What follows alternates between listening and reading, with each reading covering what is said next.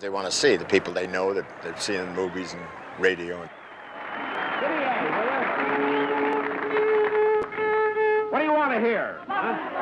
What is that, the Bumblebee? You couldn't have stayed home today. I mean, you had to be in it. 11 boom, please.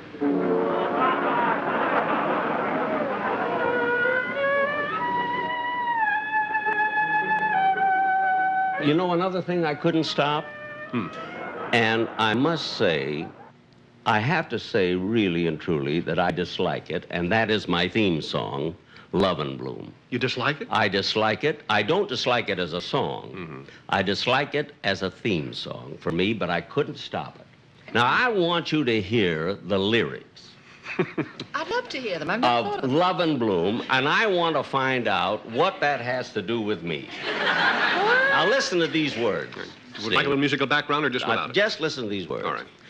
Can it be the trees that fill the breeze with rare and magic perfume? I think Now, that's what huge. the hell has that got to do with me? My father treated people alike. He didn't rate people. If he was friendly with Harry Truman, friendly with the guitarist in his orchestra, it was the same to him. One time, I had just given birth to my older daughter. I was in the hospital, and I was in the maternity wing. My father called me. It was 6 o'clock at night. Joni, I did the dumbest thing. I said, what did you do that was so dumb, Daddy? He said, I came down to the hospital to visit a sick friend, and I forgot to come see you. I said, Daddy, that's not so dumb. I mean, I was 2 miles away in the maternity pavilion, and I saw you yesterday. I'll be home from the hospital tomorrow. I'll see you tomorrow. Don't worry about it. Finally, he said, well, Harry Truman and I came down to see Lou Wasserman, and you were with Harry Truman? And you forgot to come see me? Yes, that's dumb. I mean, but that was, it didn't occur to him that, that I would have been thrilled out of my mind to meet Harry Truman. But, it was just, he was a friend. Jack was not what you'd call a sophisticated man. He was basically quite a simple man. He was almost completely devoid of ego. I don't think he saw himself as a comedian. I think he was often said if he'd rather had his choice between being a great violinist or a great comedian, he always said he would have chosen to be a great violinist.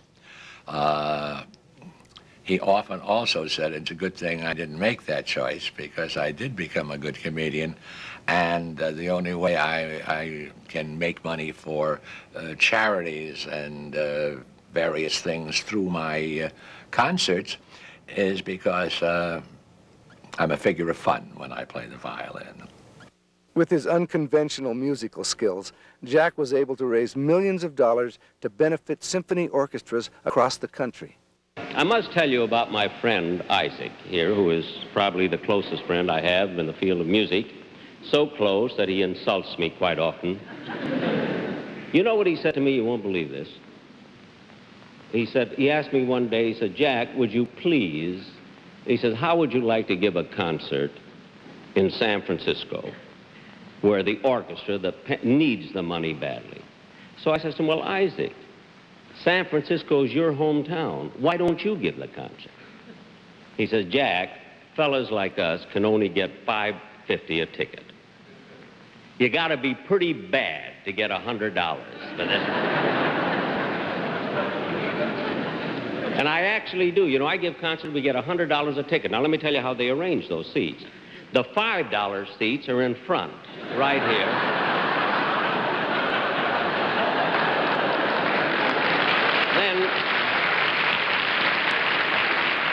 Then they have a little further back, the $25 seats, and about the middle house, the $50, and way in back, the last 5 rows are $100 a ticket. Now, if you'll pay $200 a ticket, you don't have to come in at all. I never thought he was as bad as they said he was. And they always said that Mary couldn't stand because he would practice all the time. He really would. He would practice in the bathroom. Mary wouldn't let him practice in the bedroom because she couldn't stand that practicing. So he used to practice in the bathroom and close the door. He took his violin lessons in his bathroom. And he practiced in his bathroom. Now, of course, this drove me crazy because his bathroom and my bedroom had a common wall. He was a much better comedian than he was a violin player. Jack's legacy will be the kind of humor I don't know if we'll ever see again. There are very few people with that kind of quiet humor. I don't know if we sit still long enough to hear that kind of humor anymore. That's the sad part of it.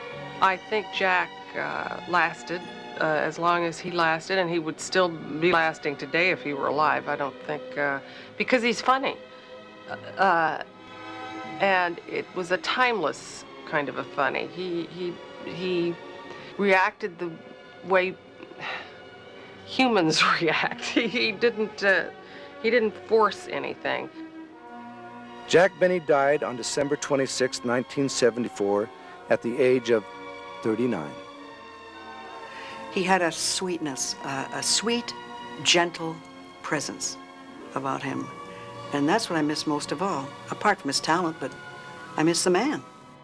Sometimes I'm introduced as the comedian's comedian. That's because I make Jack Benny laugh. I make Jack Benny laugh. Jack Benny made the whole world laugh. To this day, any thought I have of Jack, and I pictures around the house and think back on him often, I continue to say, you'll never meet another one like him, and you're mighty lucky to have met him at all.